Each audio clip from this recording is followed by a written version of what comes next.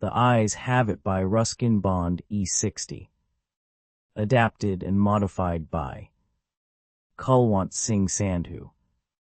Contents 1. The Eyes Have It. 2. Comprehension. 3. Grammar page. 1. The Eyes Have It by Ruskin Bond. I had the train compartment to myself up to Rohana, then a girl got in. The couple who saw her off were probably her parents. They seemed very anxious about her comfort, and the woman gave the girl detailed instructions as to where to keep her things, when not to lean out of windows, and how to avoid speaking to strangers. They called their goodbyes, and the train pulled out of the station. As I was totally blind at the time, my eyes sensitive only to light and darkness, I was unable to tell what the girl looked like, but I knew she wore slippers from the way they slapped against her heels. It would take me some time to discover something about her looks, and perhaps I never would. But I liked the sound of her voice, and even the sound of her slippers. "Are you going all the way to Dehra?" I asked. I must have been sitting in a dark corner, because my voice startled her. She gave a little exclamation and said, "I didn't know anyone else was here." Well, it often happens that people with good eyesight fail to see what is right in front of them. They have too much to take in, I suppose. Whereas people who cannot see, or see very little, have to take in only the essentials, whatever registers most tellingly on their remaining senses. "I didn't see you either," I said. "But I heard you come in." I wondered if I would be able to prevent her from discovering that I was blind. Provided I keep to my seat, I thought, it shouldn't be too difficult.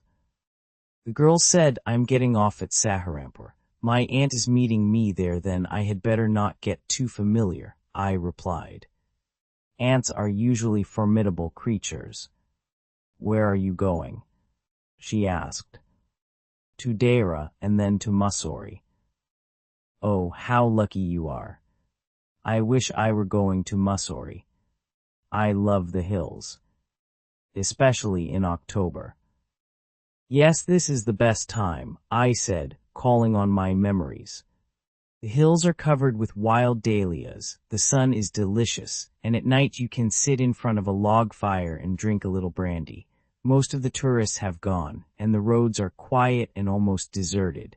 Yes, October is the best time." She was silent. I wondered if my words had touched her, or whether she thought me a romantic fool. Then I made a mistake.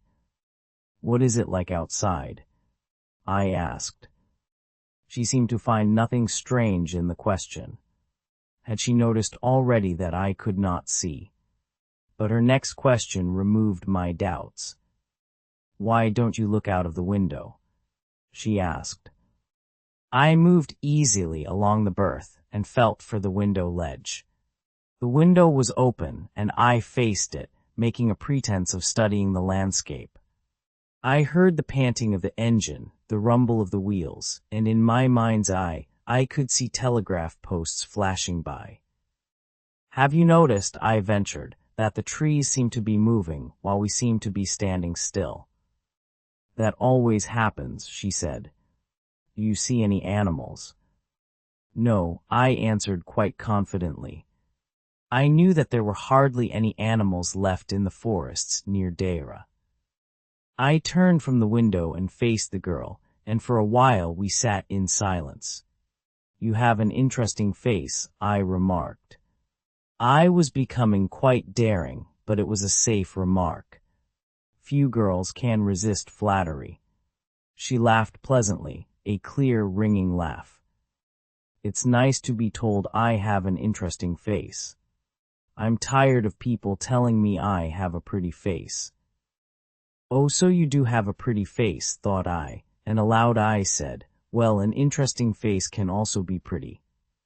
"You are a very gallant young man," she said, "but why are you so serious?" I thought then I would try to laugh for her, but the thought of laughter only made me feel troubled and lonely. "We'll soon be at your station," I said. "Thank goodness it's a short journey.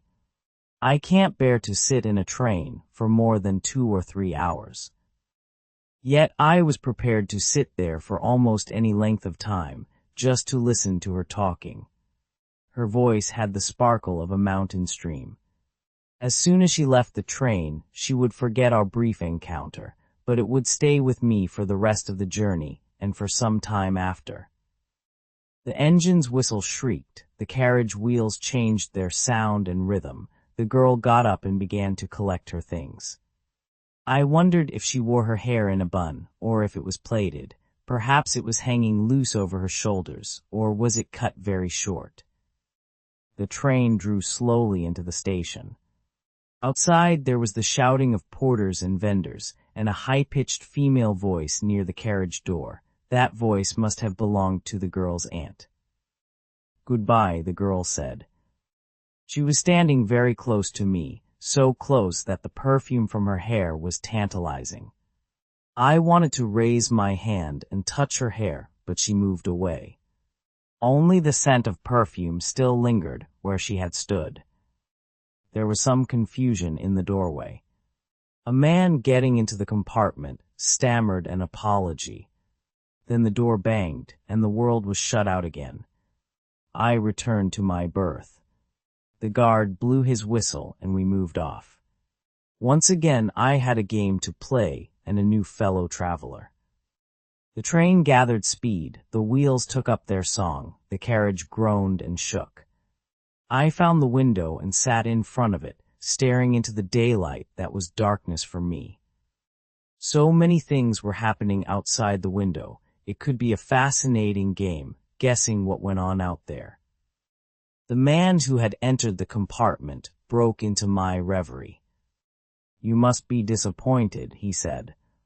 "I'm not nearly as attractive a traveling companion as the one who just left." "She was an interesting girl," I said. "Can you tell me, did she keep her hair long or short?" "I don't remember," he said, sounding puzzled.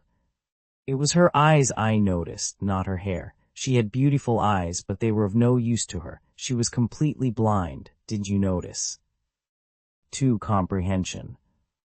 Question 1. Where is the narrator traveling to?